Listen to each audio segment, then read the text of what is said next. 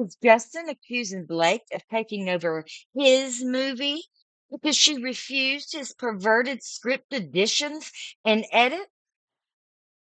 Well, we have his lawsuit against the New York Times, and it has their text messages. Hey, y'all. Shannon has news.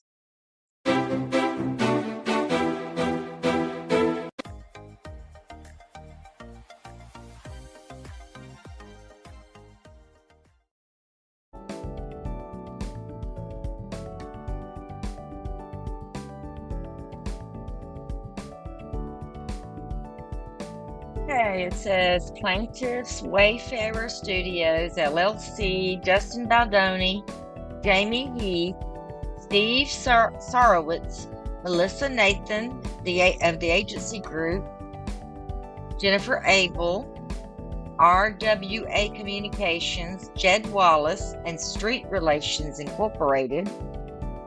Okay, so by and through their counsel hereby bring the following cause of action against the New York Times. Okay, y'all. Justin's lawsuit says at 9:46 p.m. on Friday, December 20th, 2024, New York Times reporter Megan Twohey requested plaintiff's response to an imminent 4,000-word bombshell story concerning their alleged orchestration of a smear campaign targeting Blake Lively. Reportedly, in response to Lively's disclosure of concerns about the working environment on the set of It Ends With Us.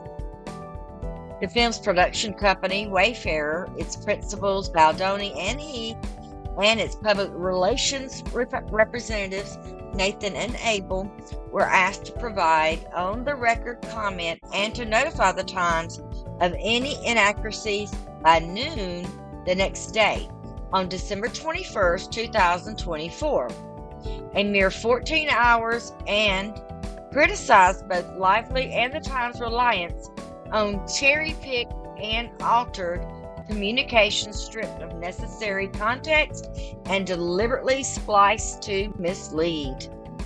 The thing of it is, there really could have been a response more than no response, or that, we refute these accusations. They were given the opportunity to comment, and what's really strange is, why didn't they just go back to the Times and say, hey, you published her side of the story, you're gonna have to publish ours now? Because these are public relations folks that are dealing with this. There's no way that they're not used to dealing with the Times, and the Times is not used to dealing with public relations managers. So I'm sure that if, Justin's team, I think it's called tag team or something, but if Justin's team would have put just a little effort forward, like they did to begin with, but also followed up and just let the Times know, hey, we didn't have time to really express our whole story. So I just don't see the Times being at fault in this. I think it's a distraction, maybe a little smoke screen. It's what it's starting to look like, if you ask me. It's starting to look a little bit like a smoke screen. Yeah. So it says, despite its claim to have reviewed these along with other documents, the Times relied almost entirely on Lively's unverified and self-serving narrative, lifting it nearly verbatim while disregarding an abundance of evidence that contradicted her claims and exposed her true motives. Well, look, just right there. Blake has every right to her opinion, and she has every right to talk to the media about it. It's something called freedom of the press, freedom of speech. If she said something that he did not do, then he has a right to sue her for libel. But if she's not telling any fables against him. And I'm not hearing too much more than, oh, we just refute these allegations. It says, but the Times did not care. Given the breadth of the article and the coordinated drop, it is readily apparent that the Times have been quietly working in concert with Lively's team for weeks or months. This is a reputable organization. They're not just going to throw something out there, if they know they can get in trouble for it. And they're not going to investigate something for a month and not come back with evidence that will back up everything that they print. So if they were working with Blake for weeks or months, you can believe they have receipts on everything that was going on behind the scenes of It Ends With Us. Since the Times participated actively in the legal maneuvering at the heart of Lively's strategy. Notably, Lively chose not to file a lawsuit against Baldoni, Wayfarer, or any of the plaintiffs, a choice that spared her from the scrutiny of the discovery process, including answering questions under oath and producing her communications. This decision was no accident. First, her administrative complaint is rife with blatant falsehoods and egregious misrepresentations that would have subjected her to dismissal, if not sanctions. Second, pursuing formal legal action would have derailed her true objective, an orchestrated campaign to rehabilitate her public image. Instead, Lively filed a request for a right to sue letter with the California Civil Rights Department, a procedural formality that does not require pleadings, remains confidential unless leaked, as it was here, and, crucially, does not subject the complainant to discovery. While such a letter can precede a lawsuit, it is clear that litigation was never her ultimate goal. Her real intention was to weaponize the appearance of legitimacy conferred by a numbered legal document to launch salacious, headline-grabbing allegations and reshape her public persona at the expense of the plaintiffs. But that doesn't sound right. Why would she want to stir up all of this trouble just to look good? To clean up her reputation? This seems like a whole lot of trouble,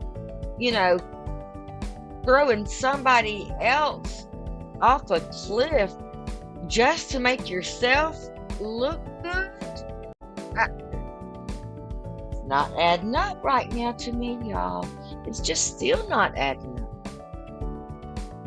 Okay, the lawsuit goes on to say Lively found willing allies at the New York Times, which uncritically embraced her CRD complaint as fact and disregarded the plaintiff's emphatic objections. Without even waiting for the response deadline of noon on December 21st, 2024, the Times rushed to publish its inflammatory article, "We Can Bury Anyone Inside a Hollywood Smear Machine," at 10:11 a.m., nearly 2 hours early. This brazen disregard for journalistic integrity and fairness resulted in an article rife with inaccuracies, misrepresentations, and omissions. They gave a comment. The New York Times had a comment in that article from them. So why would they wait if they had already got a comment from them? If I've got my comment, let me tell you something. The press is not waiting on anybody. I don't care who you are. Those fellows and girls and let me just tell you, the people that work in the press room, they're going home to their families. They don't do no after hours mess or any of that, and unless it's manipulating the holiday season or something. No, the press is not waiting on anybody. Nobody's that special when it comes to those press folks. So when they got their comment, I'm pretty sure the New York Times sent it right on to be published. That's just the way it is. So in an era where public trust in media has reached a historic low and legacy outlets are increasingly criticized as biased and agenda-driven, the Times has chosen to double down on sensationalism and oversimplified narratives. Rather than striving for accuracy and balance, it has prioritized hollow signaling over substantive reporting, further eroding its credibility and exasperating the very mistrust it claims to combat. The article's central thesis, encapsulated in a defamatory headline designed to immediately mislead the reader, is that plaintiffs orchestrated a retaliatory public relations campaign against Lively for speaking out about intimate harassment. A premise that is categorically false and easily disproven. So disprove it. I didn't see anything really disproving it here. Its reporters would have seen incontrovertible evidence that it was Lively, not plaintiffs, who engaged in a calculated smear campaign. Really? You can literally turn on social media channels everywhere still, and there is a whole smear campaign still out on Blake Lively. And I don't care. You could say it's organic. People are doing it on their own. That is not true. There's no way, because the things that you see are these small little petty things that really, again, don't add up. And it's not something that many other actors and actresses have not done much worse than being a little standoffish or rude in an interview with a reporter. The complete communications demonstrate beyond question that plaintiffs had no intention of destroying or burying Lively through aggressive tactics. Oh, well, what kind of tactics then? On the contrary, Baldoni consistently expressed his desire to avoid harming Lively and protect the film, but also recognized the legitimate need for public relations protection in light of Lively's false and damaging claims. Ooh, here we go, y'all. Here's these text messages. Let's see. It looks like these were done August 19th. It was done at 7:01 in the morning. This is Melissa, Nathan, and it looks like Justin. Melissa is saying, "Good morning. Sharing with you a perfect example of why we don't use bots. I wouldn't even worry to think they've hired a team as A, nothing to find, B, they hired an awful team, which I've seen, to our guy to track and pull so we have evidence of it." What do you need evidence? This below, why, if you don't have to have evidence of anything that I'm aware of unless you've done something shady or something like that. But this below could answer everyone's question on what a bot team looks like when every single comment suddenly skews in her favor in a nonsensical way. At least sprinkle them in. She needs to fire her bot team. So Justin responds, "How can we say somehow that we are not doing any of this? It looks like we are trying to take her down."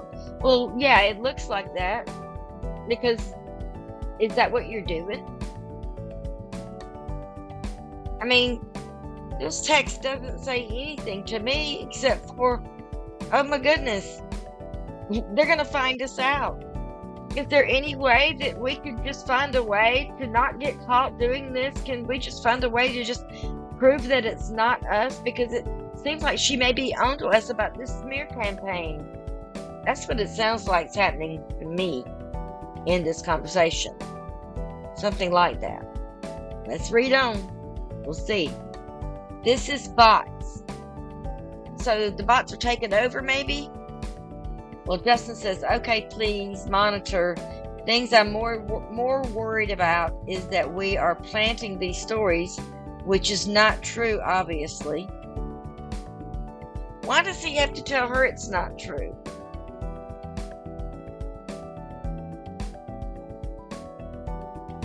Obviously. I mean,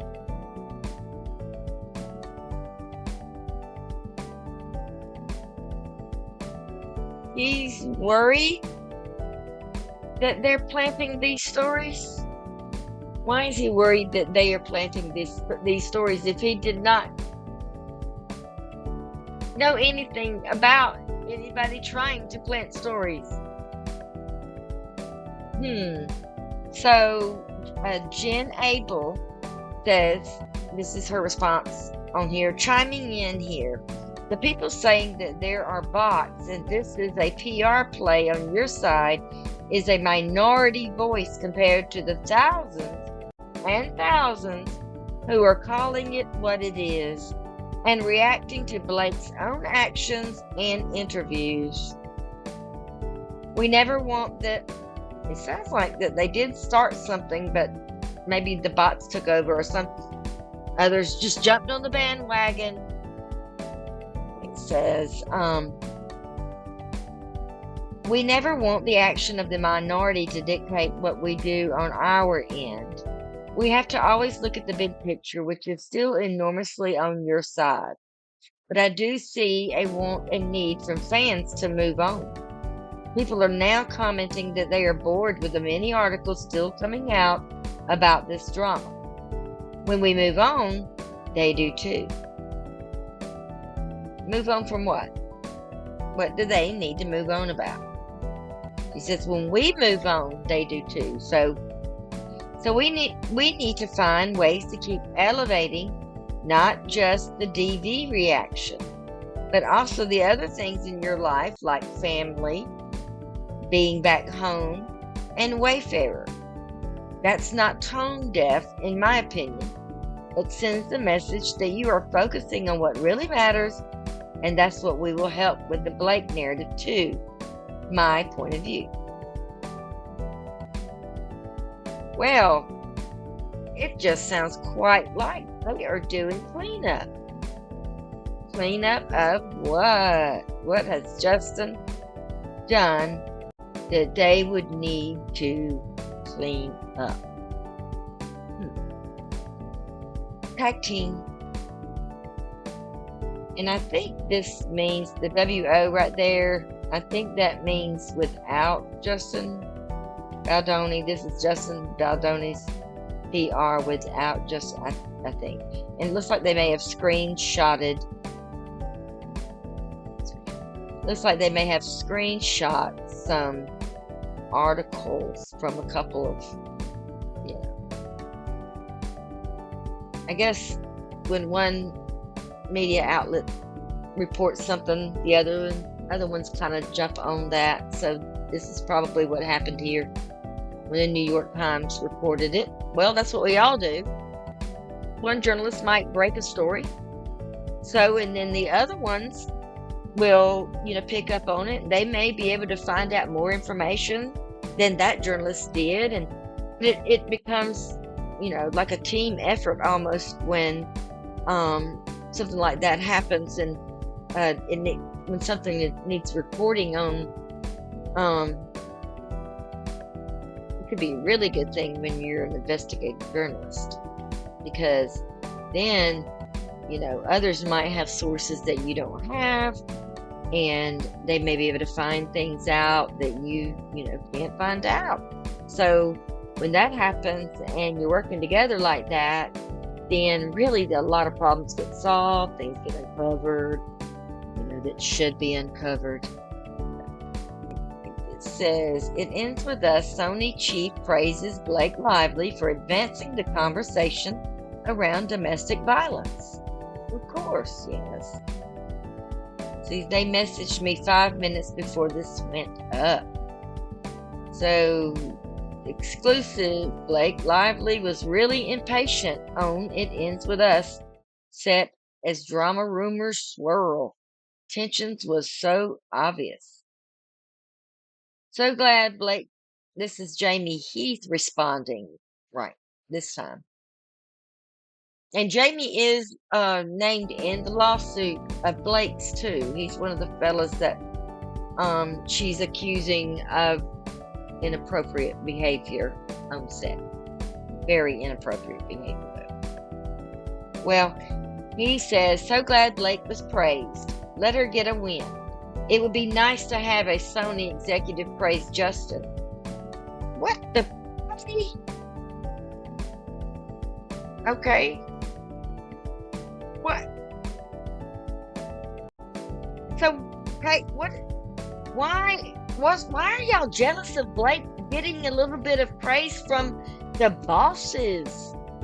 Like, what is wrong with that?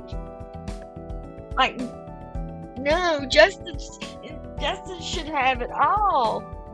And Blake should just not get anything. This is very, yeah. And just to me, that's so glad Blake was praised. Sounded a bit sarcastic. Maybe I'm just reading it sarcastically. But, let her get a win. Let her get a win? She earned the win. She earned it. She's not just getting something like it was handed to her. Just, oh, good job. Here's a participation trophy for you. Justin and his lawyers go on to claim that the article is predicated on Lively's CRD complaint, which references text exchanges between Nathan and Abel as purported evidence that Nathan planted a negative story in the Daily Mail titled, "Is Blake Lively set to be canceled?" Lively's portrayal is categorically false, misleading, and devoid of factual basis, yet knowingly endorsed by the Times, which claimed to have reviewed thousands of pages of text messages and emails. The smear campaign hinges on an August 16th text exchange in which Nathan allegedly shared a link to this article with Abel.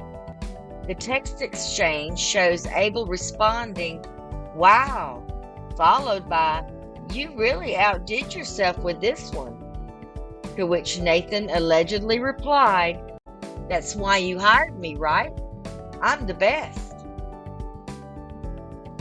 These messages constitute the entirety of the purported evidence underlying the allegation of a smear campaign orchestrated on behalf of Baldoni. They want us to take every single one of his texts at face value, but just these two, no. These two are just somehow not true compared to all of the rest of them. Again, something doesn't seem right. And then Jen Abel says, "Wow, you really outdid yourself with this." Here's the text, y'all. So she's heading to the airport, and there's a drive-through. This was what wasn't included. She's heading to the airport, and there's a drive-through. The jungle that there's going to be no reception for around 24 hours. Then she says, "Joke, 45 minutes." So, who cares if that was excluded? I'm sorry, you being offline for you being offline for 45 minutes was not included in this vote. Unacceptable. Well, Okay, so they don't have room for everything. Do you know how much ink costs? Apparently not, because I'm telling you, there's no way that they have enough ink to put every single text message in that newspaper or whatever else that she included. It was what was needed to prove the point. Them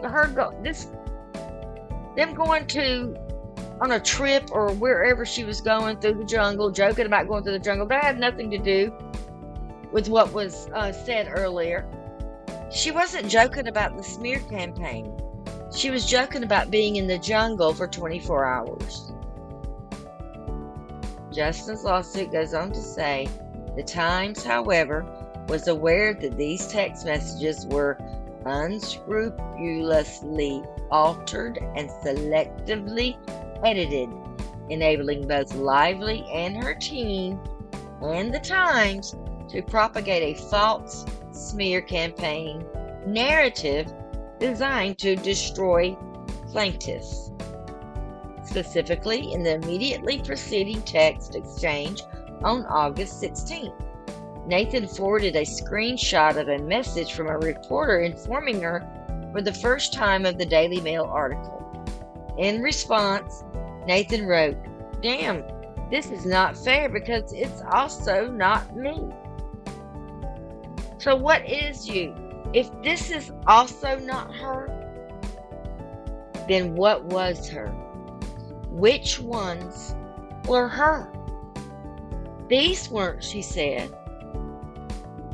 So which ones were? Interesting. Followed by, everything now looks like me. So now she's getting credit for everything. Not just what she did, conclusively refuting her involvement in the creation or dissemination of the article. So here's those texts. It looks like from Jen, Melissa, or is it two Jen from Melissa Nathan? Well, she says, canceled? Question. The mail is going nuts. Everything looks like me. Like it's me, maybe not to you. No, it totally does look like his side. Okay, that was excluded. Yeah.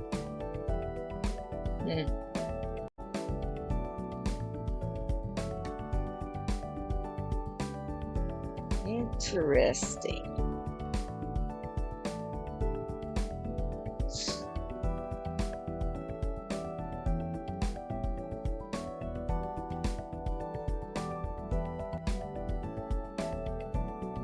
So right here when she says in the blue, and I guess, they're saying that wasn't included in what Blake had put in her original complaint. But it's saying everything now looks like me, maybe not to you. So sounds like she may be a little concerned about it looking like her. Why though? If it's not you, why are you concerned? There's no reason to be concerned if it's not you.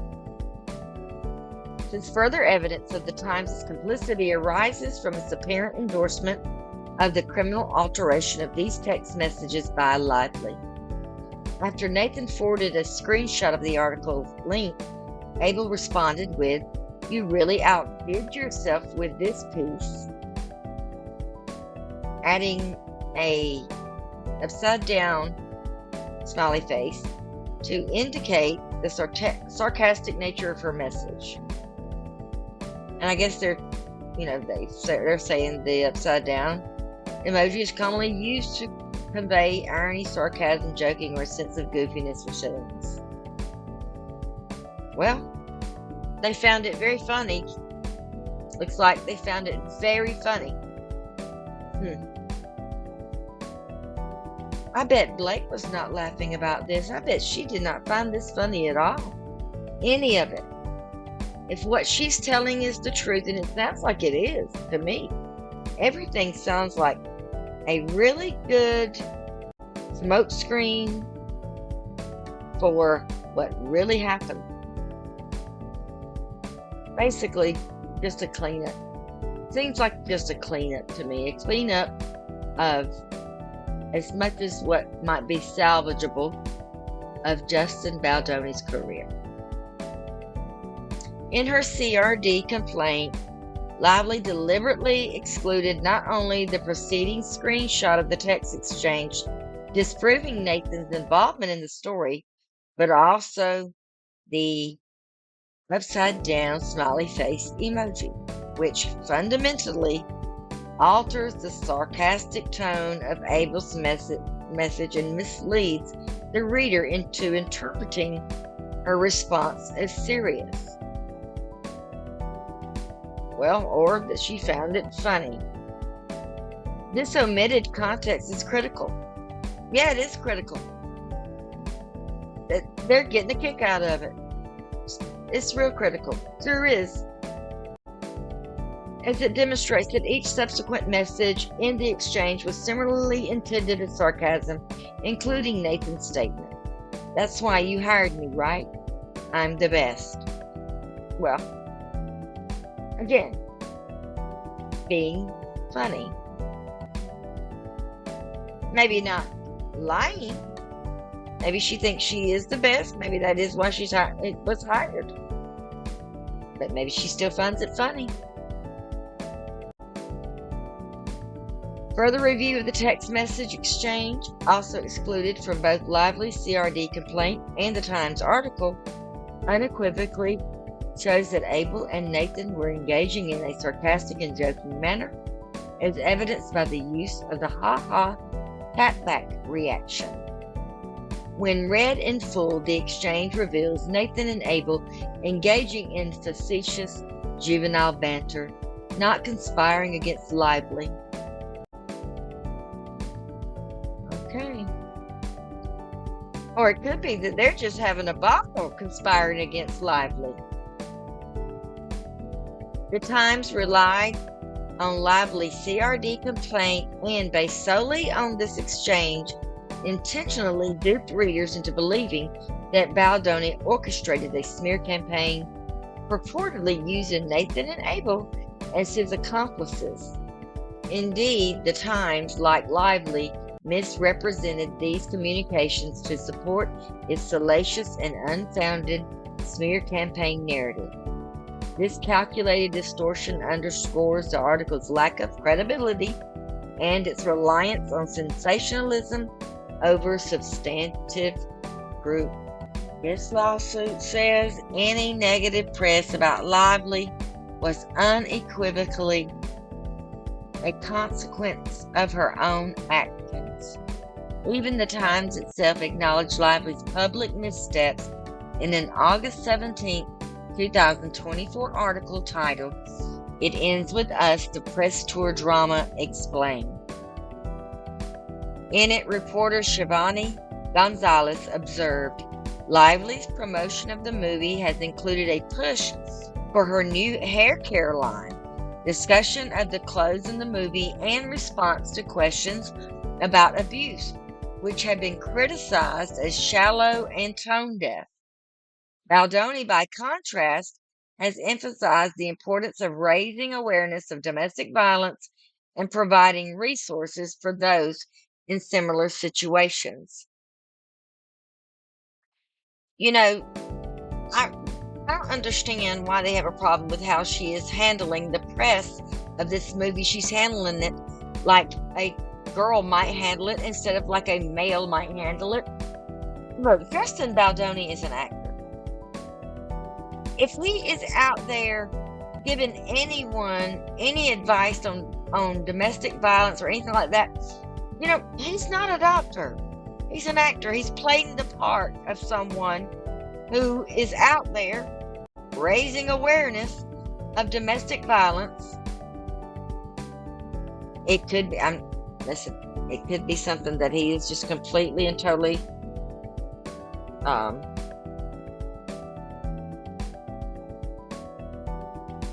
supporter of. The thing of it is Blake is an actress.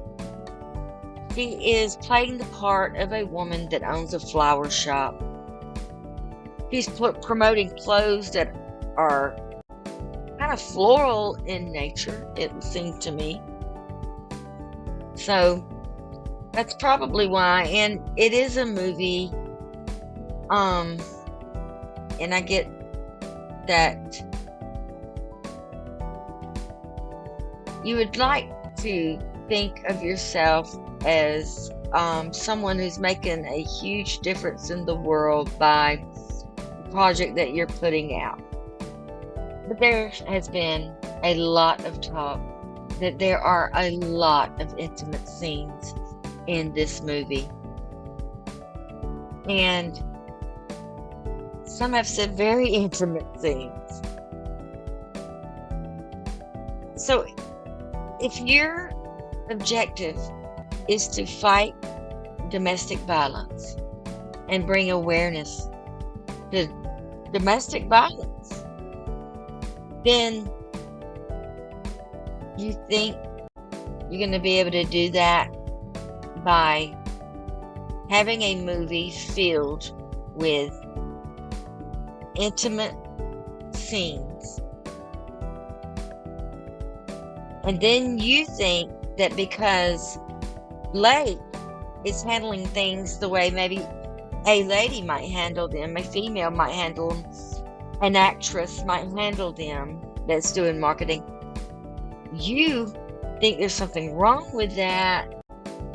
And maybe other people might think there's some weirdness in, correlating intimate scenes and a lot of intimate scenes and domestic violence. Some people wouldn't think that would be appropriate to have,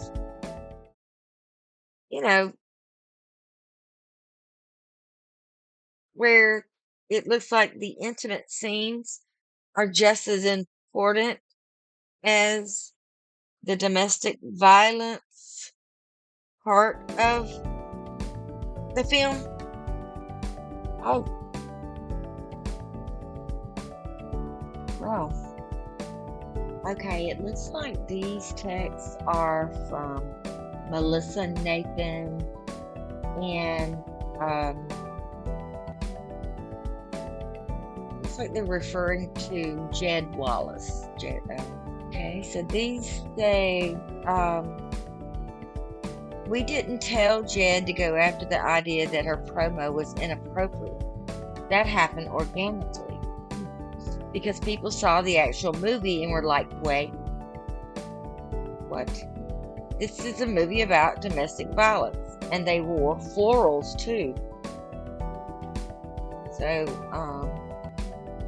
I guess they have a photo here. It says, Zoe sent me this on Saturday and goes, this is a crazy way to market this movie. Well, they don't like the way that she was marketing the movie. So, okay, so she's not a marketing specialist. When maybe they should hire a marketing specialist if they don't like the way she's doing it. To me, she's trying to connect with the people and have, really, literally, it's kind of smart because she's trying to have the audience connect with her, the lead actress in the show, the victim, I might say. And by doing that, florals is a wonderful way to connect, and especially in a situation like this. They're saying what they say about the alcohol. They can say what they want to about that, but I do believe the flowers are good. That's a good representation. I think she's right in what she's doing. She's handling this from, a delicate. Flowers are delicate. This is a delicate situation. So she's handling it from a delicate point of view. It's very personal, very personal. Flowers are usually personal. So, and it looks like they just have a photo of her here in some type of floral dress. Sometimes women wear flowers. They do. They wear flowers. Flowers are beautiful. God made flowers. Thank God for flowers.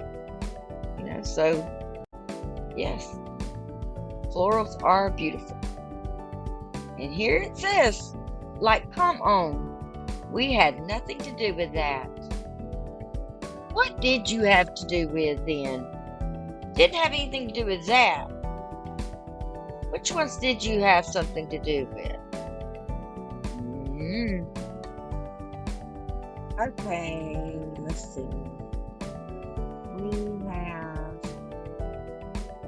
have, this first, I guess it was the report, this Daily Mail report was, reporter says Blake Lively's little bump honk felt like a bullet. So we did a reaction video to that interview that Blake and we had with Kirsty Flaw. I think that's the name of the reporter they're talking about. And so that is on the channel if you want to go check that out. So, and while you're there, just check out everything that we have on there. And we hope to bring you more. So, like and subscribe. We really appreciate it. We're trying to build up my subscribers. So, just keep liking the content if this is what you want to see. And I'm going to try to bring it out and put it out as fast as I can. There's a lot to cover, y'all. There's a whole lot to cover. So here we go. And this is TMZ's response because TMZ, they work with, and like the Times and we all work with PR agents, TMZ is no different. Publicist and all really just they can be very pushy. When you work for a magazine, especially, you try to accommodate folks as much as possible. If it's not a serious story and it's just kind of a fluff piece and it's entertainment maybe, then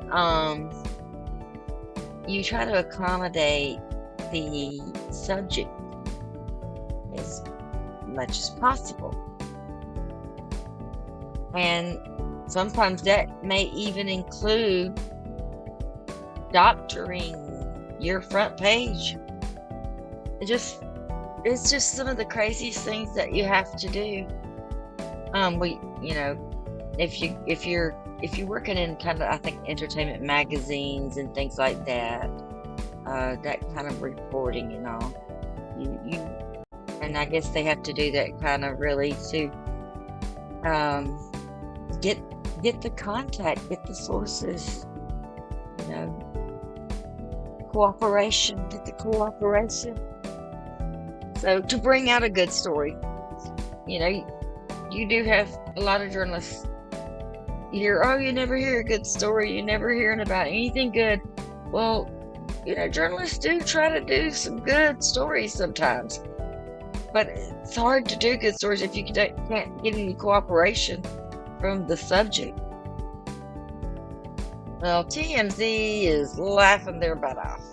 LMAO, we interviewed her too. So, and it says, they're gonna try to find the interview. And it doesn't sound like it was a very good one with the way things are reading here. So Melissa Nathan, she's apparently asking TMZ why she's even involved in it. But, and so they have a little banter here where the TMZ reporter replies back, "You're a starlet." Uh-uh. How was the stunt? What stunt? That's left out. The stunt is left out. That must not have been important. I don't know. Maybe it doesn't apply, but that was put in there. So something must be up with the stunt.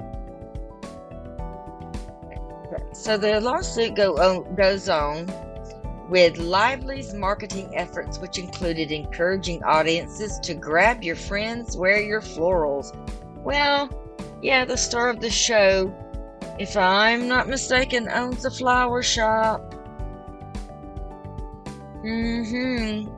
While promoting her hair care and alcohol brands.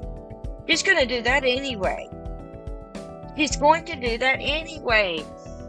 Like, it's going to be wherever she goes. Those are her brands. She's going to promote her brands wherever she goes. Don't act like that's something strange. He's promoting his so-called activism and his philanthropism and his humanitarianism. Yeah. Well, this was particularly glaring given World Health Organization statistics showing that 55% of domestic violence incidents involve alcohol. Okay, so her actions naturally triggered organic public criticism and unleashed a cycle of negative coverage, including, as is common in the digital age, the resurfacing of old, unflattering content. Imagine that. So, this looks like from Nathan.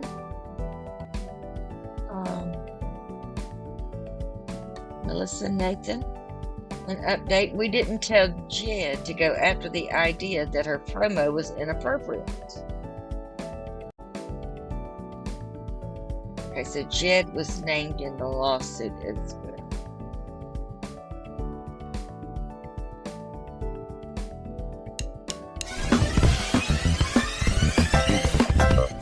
Do you wanna build a snowman? Yes, I wanna build a snowman.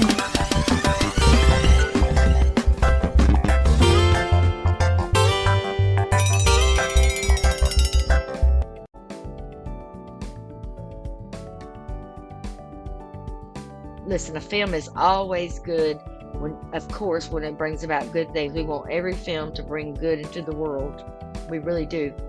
But we also have to remember that this is a film and that they made this. This is not a nonprofit organization that is an advocate working, to prevent, fight, advocate for, the prevention of violence in that nature or of any kind. So the fact that this is a film where there's a lot of people involved that get paid and they're there to get paid. They're working on that film because it basically is the money that they earn to feed their families and themselves and pay their bills. So it's good that, you would want to advocate for that. Definitely preventing that type of violence in this world, but you can only do so much with a film that is also got a lot of what some folks would consider perverted material in it. He apparently, according to Blake in her lawsuit, apparently he was pushing the bar on it being very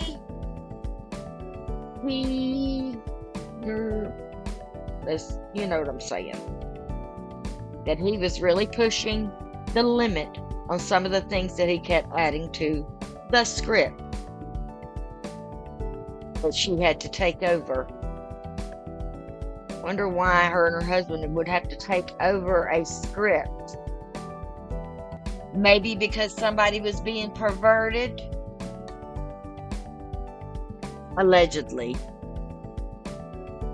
It says her actions naturally triggered organic public criticism and unleashed a cycle of negative coverage, including, as is common in the digital age, the resurfacing of old, unflattering content. Is it how that happens so easily? Funny how that stuff just pops up automatically. Wonder if there's an algorithm involved. We're always talking about these algorithms, y'all. Wonder if there was an algorithm involved that made it just pop up.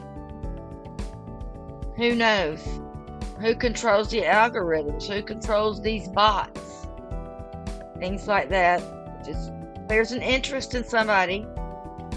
I'm sure, when you have an interest in something or somebody, of course, old content will pop up. It's just kind of ironic that all the content that has popped up from previous interviews, previous articles, printed, everything, they're just all negative. Nothing positive has popped up. And yet, I have been watching Blake Lively since Gossip Girls.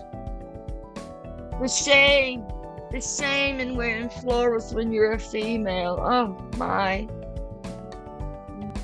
Like, come on. We had nothing to do with that. Yeah, so nobody made her wear florals, and somebody make a silly little comment. That was probably the only comment. That's one comment that was mentioned. So what you want to bet that was the only comment made pretty much in this. They got thousands and thousands of people loving probably the whole concept of a flower motif being involved when the character owns a flower shop. Now you want to take one little dumb comment and just run with it like it's Bible. Ridiculous. Far from being the product of a calculated smear campaign by plaintiffs, the backlash against Lively was the inevitable fallout of her own tone-deaf messaging and self-promotional tactics, amplified by her inability to read the room in addressing such a serious subject. Sounds like you people couldn't read the room. There was evidently a serious read the room violation going on around here. I don't know that it was Blake though. So this text message says, this is not us, correct? Assuming the guy we brought in would never do this. Really?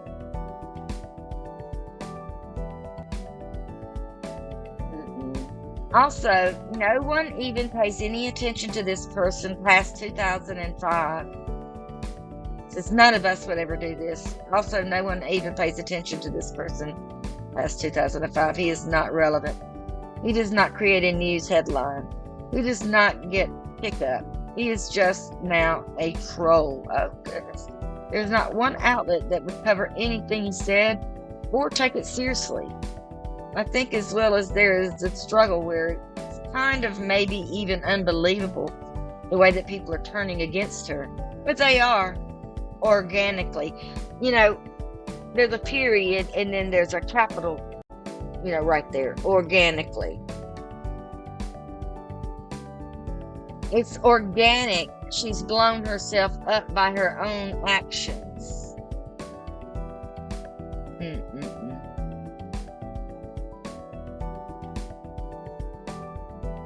You're sharing other things. It says, this just ran. This is by Melissa Nathan. These texts are with Melissa Nathan. Sorry. With Justin Baldoni. Yeah, it says, obviously, none of us knew about this either, but once media goes in, they go in. Well, y'all sick the dogs out on her. course they're going to keep going. Honey, sometimes when you throw somebody a bone, they are going to come back looking for the whole left quarter. And y'all knew that. Y'all work with them. Yeah, y'all work with them. Y'all knew that was going to happen. Organically. Yeah, y'all planted that seed though, didn't you? Didn't you? Allegedly. This is what Ledge is accusing. And let's just say it's not just Blake that believes this. It's in that little circle. There were several people that come out, kind of on Blake's side, corroborating some of the things, leaking text messages all over the place. So, yeah. And the best thing we can do right now is be quiet. Let's get through this week together. Then just move on and back to regular planning with Instagram posts and thoughtful ideas and messages. Yep. The content creators are on fire, and Justin, she has handed to them all on a plate. So according to these guys, Blake started her own smear campaign. Just concentrate on the success of the movie, your family, and your next project. I have this weird feeling that she's going to reach out to you for a conversation in the next couple of weeks, or he will. Probably talking about, I'm assuming they're talking about possibly her husband, Mr. Daredevil. Okay.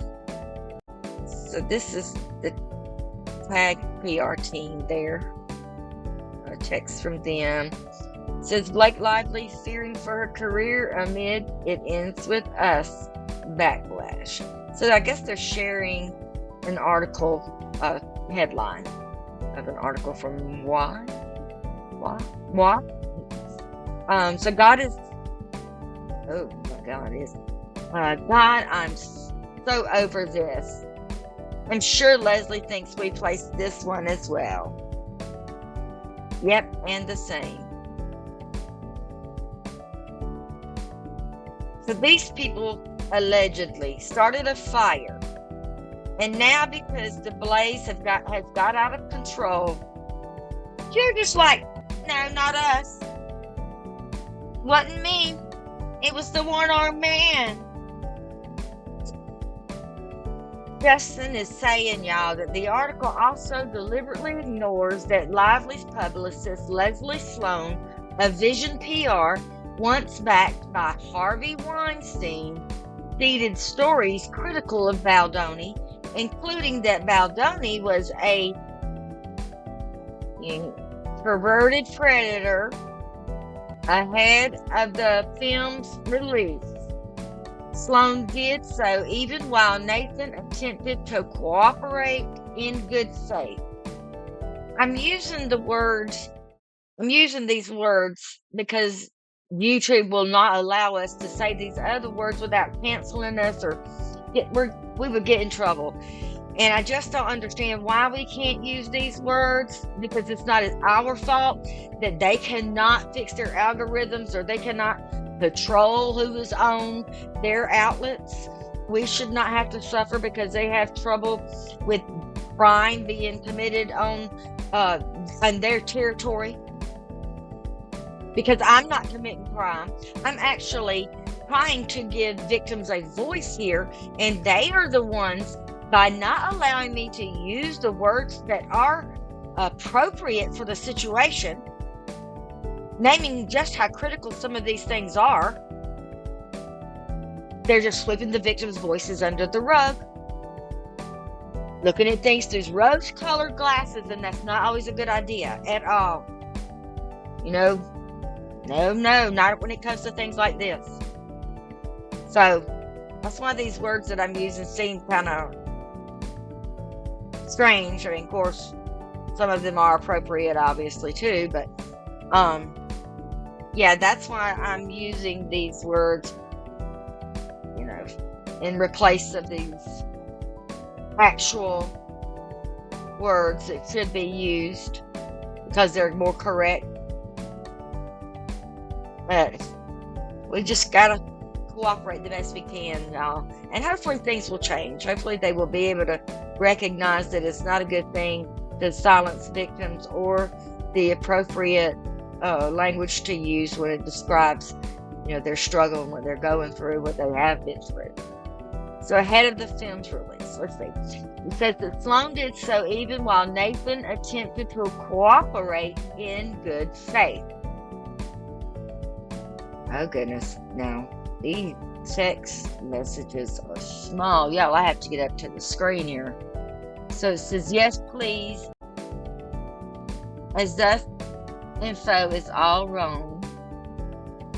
She didn't require a script, runs nothing to do with this. He produced the film and got a cut. WTF is going on? The whole cast doesn't like Justin. Nothing you do with Blake.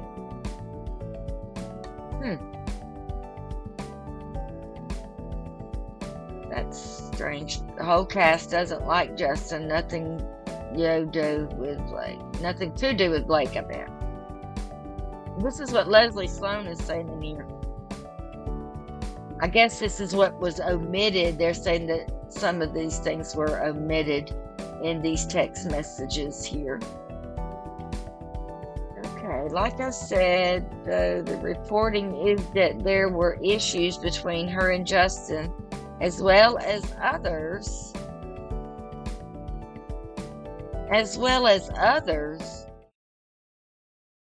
And that Justin found it difficult to work with her. One of these reporters, known, is close with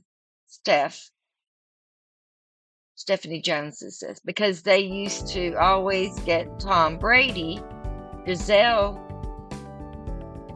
and Steph reps him, I believe. I told them she is awful and to not rely on anything she says. I'm telling you, now this is Leslie Sloan replying to apparently James. It's saying James.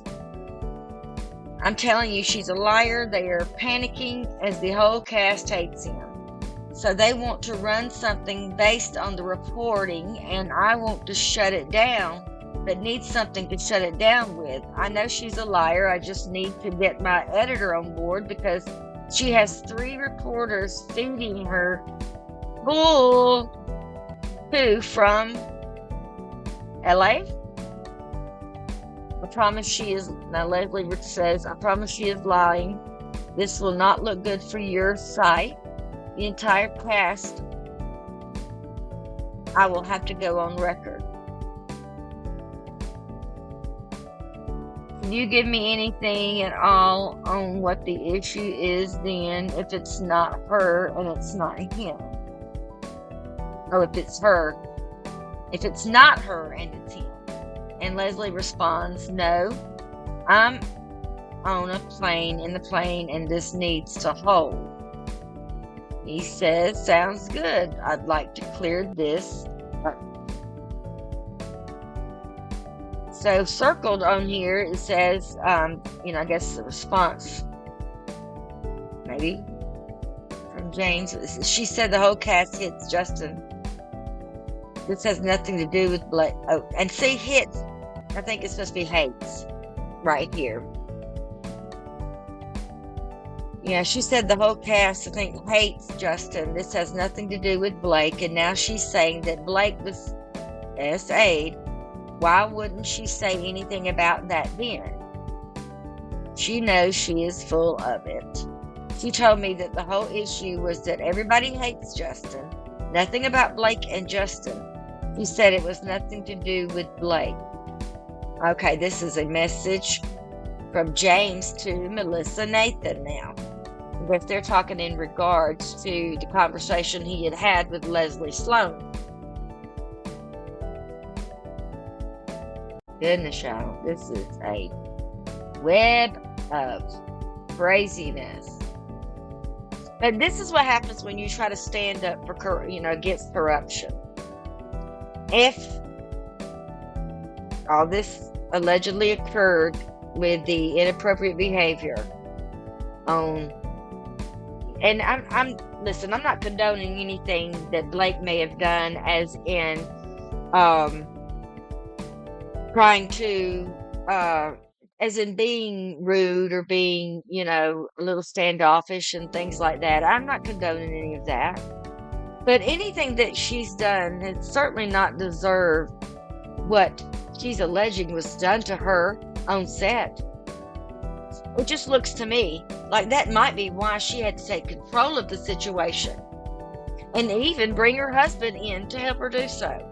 Okay, so I guess they're looking for information here. Anything you have is helpful. Thank you, times 1,000, says with dates. Thanks, Melissa. Brian Freeman. That's from Brian Freeman. Okay, y'all, it looks like this text message group is with Brian Freeman, Melissa Nathan, and James from a while ago, who is apparently from the Daily Mail. And this one says, thanks, Melissa, Brian Freeman. I really appreciate it, James.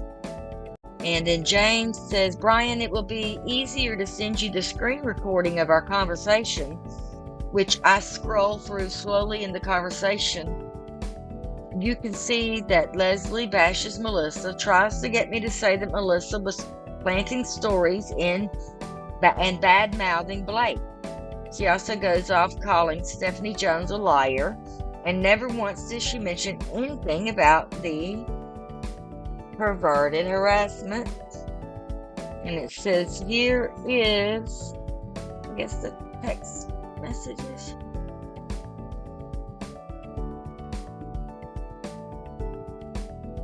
Or maybe conversation. So had with Leslie, we talked for a while, and during the conversation, Leslie asked me who it is that Melissa reps, who is with Tag PR. What happened with that, he'll take situation. She also told me that Melissa is not a real PR agency and that they don't have any good client. Oh Lord, they were just bashing reporters, playing them, I'm pretty sure, but reporters gonna play both sides. I'm sorry, but that's just the way it is. They may have their little favoritisms a little bit, but for the most part, in situations like this, they need the whole story. They really are going to kind of play both sides. So, truthfully, all this is in this lawsuit, they could have really just sent to the New York Times and said, here's our side of the story. Justin only had to do an interview with the New York Times reporters. Take some time, a few minutes, say, hey, you reported Blake's side of the story, here's my side. So he decides to file a lawsuit against the New York Times for reporting a story that is corroborated by more than just Blake's opinion. So they had a right to run it. They had a right. I'm sure that's going to come out in the court. If it goes to court. See what happens. Let's see. She told me that she did not like Melissa on multiple occasions. She also told us who does not work with us anymore. That's redacted for some reason.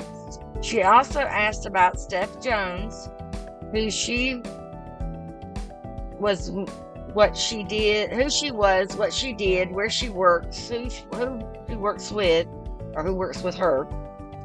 She had called her a liar too in the text messages. Also, she has a history of lying. My goodness. This is a clear example. She gave me information on a story about redacted and the real reason that he got off stage during the performance. She gave me the info. We printed the info. Redacted didn't like it, so she comes back and says the following. Okay, I gotta get up close, y'all. Okay, y'all, that I have tried and tried to look down there to see. It says something about this thing, something's incorrect, but I can't see what this says. I've loaded up and everything. I can't read it. So it is from James, it looks like, but I'm not sure what it says exactly. It looks like this whole thing is redacted right here. And okay, it says many times she gives us information and then her client gets mad and then she comes back and says that she never gave it to us and it's a lie. I had many conversations with her about Blake and never once did she say anything about inappropriate or SA, inappropriate contact, definitely inappropriate contact or anyway, SA. I had a 3-way call with her and Melissa, and she never said anything. So, James. Many times she gives us information, and then her client gets mad, and she comes. Okay, we've already said that. I hope this helps in some way. If nothing else, it shows she doesn't like Melissa, and she has tried numerous times to get me to say that Melissa was planting stories or that Melissa was bad-mouthing Blake. After I told her countless times it was not the case, she kept going. Again, this is just too small for us to read. I guess it's the 3 replies. I don't know why they made that so small. Kind of blurred out a little bit. It says, I call your boss. She's a piece of work. I don't know why the question mark. Okay, that's that conversation. Now we're getting TMZ involved. So we know TMZ can be a little bit of a public relations help. So, like, if a star does something out of hand, something a little mean or something like that, TMZ may be the type that would sow a seed of doubt on that.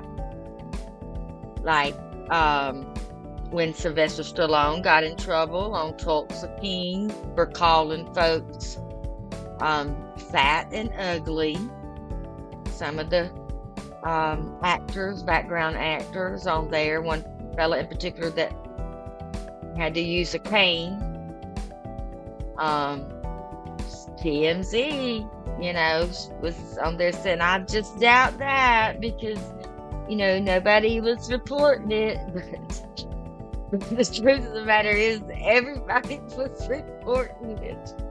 Like a whole bunch of people, crew, everybody else, they do everybody signs non-disclosure agreements, so they can't really talk about it like they would like to. But that being said, TMZ sows seeds of doubt. How could that have happened? Don't think that happened. That kind of thing. Meanwhile, Sylvester Stallone had to go on his own little PR campaign around Atlanta and all that, shaking hands and kissing babies to kind of smooth things over after what happened.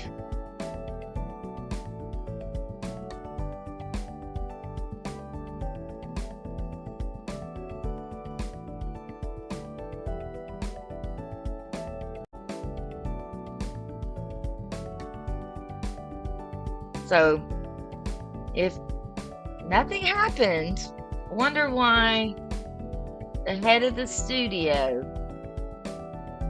the head producers would have him doing,